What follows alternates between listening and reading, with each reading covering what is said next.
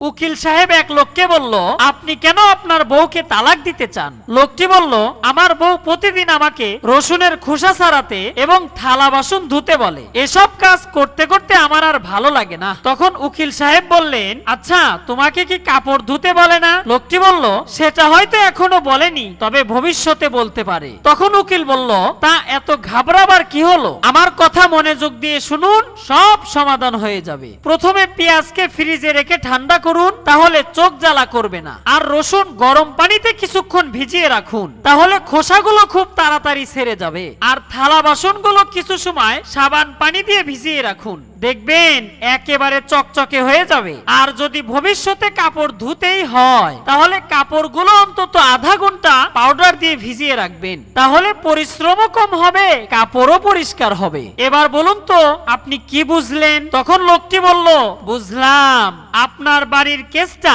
আমার বাড়ির চাইতেও খারাপ।